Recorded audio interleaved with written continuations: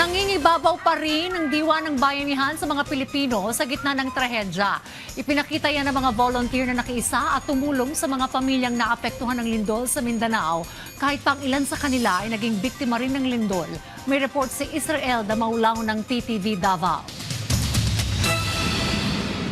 Matapos ang pagyanig ng magnitude 7.8 na lindol na nakasentro sa Maasim, Sarangani, nagkaisa ang iba't ibang ahensya ng pamahalaan upang agarang makapagbigay tulong para sa pagbangon ng mga residenteng apektado ng lindol. Nagkaisa rin ang mga volunteer group sa pagtatayo ng isang relief mobile kitchen group at community pantry mula sa Davao City papunta sa Sarangani upang makapagbigay ng mainit na pagkain sa mga residenteng naapektuhan ng kalamidad. Nabigyan din nila ay ang mga pamilyang nananatili muna sa labas ng kanilang mga tahanan dahil sa takot sa mga aftershocks. Ayon sa grupo, ang kakulangan sa potable water o malinis na inuming tubig ang isa sa pinakamalaking suliraning kinakaharap ng mga apektadong residente sa Sarangani. Ang pinakauna namin kailangan ay tubig and then rice.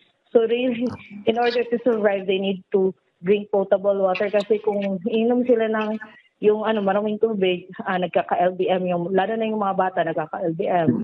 Isa ring pamilya mula sa Malapatan, Sarangani ang nagbigay ng tulong sa kabila ng matinding pinsalang sinapit na kanilang bahay dahil sa lindol. Ayon kay Cherry, isa sa mga volunteer, nakita nila ang matinding pangangailangan ng mga residenteng labis na apektado ng sakuna sa pamamagitan ng pagluluto at pamimigay ng pagkain sa mga nangangailangan.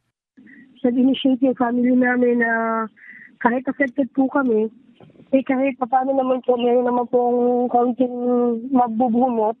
Nag-initiate kami sir na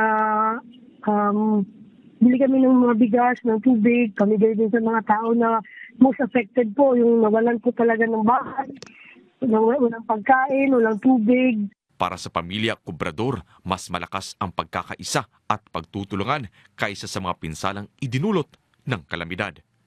Israel Damaulaw para sa Bayan.